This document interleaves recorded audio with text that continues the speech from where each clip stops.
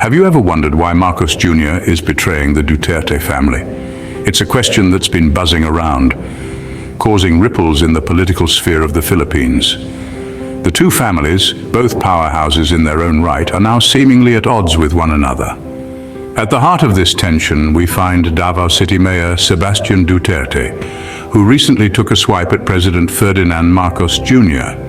This criticism wasn't just a mere political jab, it was a stinging rebuke over the arrest of his father, the former President Rodrigo Duterte, by the International Criminal Court, or the ICC. Quite the twist in the tale, wouldn't you say, but the plot thickens.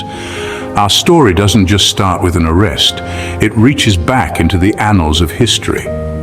You see, in 2016, Marcos Sr. was buried at the Libingan Mga Bayani, a national cemetery reserved for Filipino heroes. Now, this event, seemingly unconnected, has been cited as a point of contention between the two families. Why, you might ask? Why would a burial cause such a rift? Well, it's not just about where Marcos Sr. was laid to rest, but what it symbolizes. The Libingan Mga Bayani is a place of honor, and the Duterte family, it seems, takes issue with Marcos Sr. being interred there. So here we are at the crossroads of a political showdown with accusations of betrayal flying. But what could be the reasons behind this apparent betrayal? Is it just about an arrest and a burial, or is there more to this saga? Are there underlying currents we are yet to uncover? Let's delve deeper. Stay tuned as we unravel this intricate web of political maneuvering, power plays, and personal vendettas. Could this be a simple power play at work? Indeed, as we delve deeper into the dynamics of political power, we see how it could be a major motivating factor in the ongoing rift between the Marcos and Duterte families. Let's consider the potential presidential bid of Sara Duterte in 2028. Now imagine this. It's 2028. Sara Duterte, the daughter of former President Rodrigo Duterte, is running for the highest position in the country. She's got the Duterte name behind her, a powerful force in Philippine politics. But there's a catch. She's up against the Marcos faction, a family with a long history in the political arena. It's a clash of titans, a battle for dominance and control. But what makes this potential face-off even more intriguing are the possible shifts it could bring in Manila's foreign policy.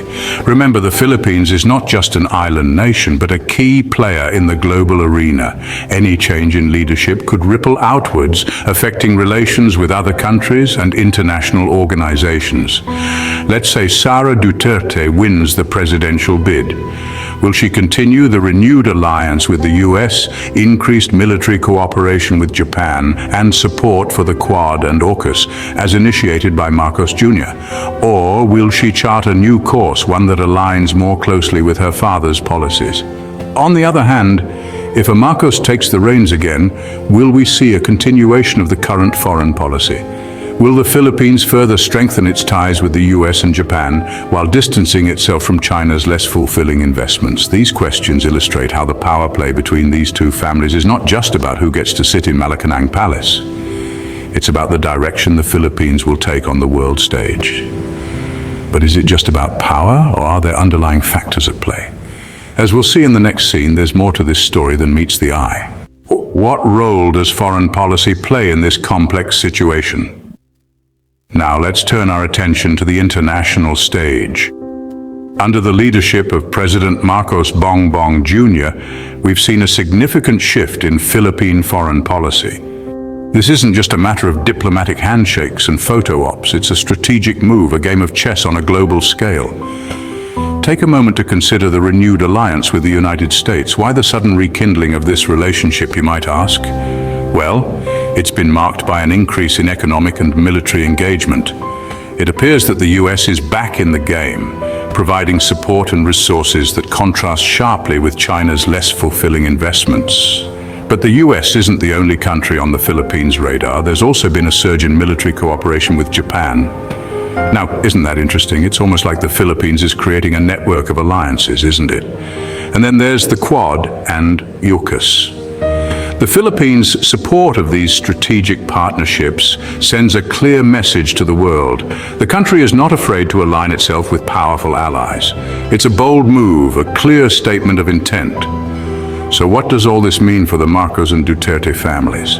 Well, it's clear. that foreign policy is not just a matter of international relations, but also a key battleground between these two factions. Each move, each alliance, each strategic decision could tip the scales in their ongoing power struggle. So, foreign policy could indeed be a key battleground between the two factions. But what about the impeachment of Vice President Sara Duterte? Stay tuned as we delve into this twist in the tale in our next segment. How has the impeachment of Vice President Sara Duterte added fuel to the fire? In the midst of the ongoing political saga between the Marcos and Duterte families, a major event rocked the Philippine political landscape. Vice President Sara Duterte, a key figure in this political chess game, was impeached by the Philippine House of Representatives on February 5, 2025. This marked a significant moment in the country's democracy as it underscored the evolving role of impeachment as a political strategy rather than a tool of moral accountability. Now let's take a closer look at the allegations that led to the impeachment. They ranged from death threats to the misuse of office funds. But were these allegations the real reason behind her impeachment? Or was there a deeper, more strategic motive? This is where it gets interesting. The impeachment of Vice President Duterte is seen by many as reflecting broader institutional challenges within the country's political framework. But here's the kicker. The case has raised serious concerns about the impartiality and integrity of the impeachment process itself. Why, you ask? Because it appears to be heavily influenced by political maneuvering. This shift in the utilization of impeachment as a political weapon rather than a tool for moral and legal accountability is a cause for concern. It has implications not only for the individuals involved, but for the health of the country's democracy as a whole. This brings us back to the question at hand. How does this impeachment add fuel to the fire in the ongoing feud between the Marcos and Duterte families?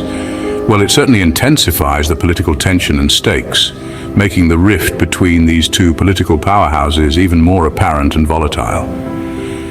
With all these factors at play, it's clear that the rift between the Marcos and Duterte families is more than just personal. It's a complex web of power, policy, and politics. So what are the pros and cons of this apparent betrayal? Let's break it down. On one side, the possible ousting of the Duterte family from Philippine politics could signal a shift in power dynamics and potentially usher in a new era of leadership. The renewed alliance with the US, increased military cooperation with Japan, and support for the Quad and AUKUS under President Marcos Bongbong Jr. could lead to a more globally integrated Philippines. On the other hand, the rift between the Marcos and Duterte families could create a divisive political climate, potentially destabilizing the country's political landscape. It could also lead to a swing in foreign policy, which might lead to uncertainty and instability, especially given the Philippines' strategic geopolitical position. Furthermore, the arrest of former President Rodrigo Duterte by the International Criminal Court has added fuel to the fire. While some see this as a step towards justice and accountability, others view it as a politically motivated move to weaken the Duterte faction. The impeachment of Vice President Sara Duterte adds another layer of complexity. This move, driven by allegations of death threats and misuse of office funds, has raised concerns about the impartiality and integrity of the impeachment process.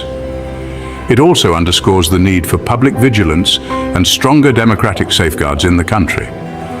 In conclusion, the dynamics between the Marcos and Duterte families could significantly shape the future of Philippine politics. The potential shift in power, the change in foreign policy, the impeachment, all these elements intertwined could lead to unforeseen repercussions on the political landscape and the lives of the Filipino people.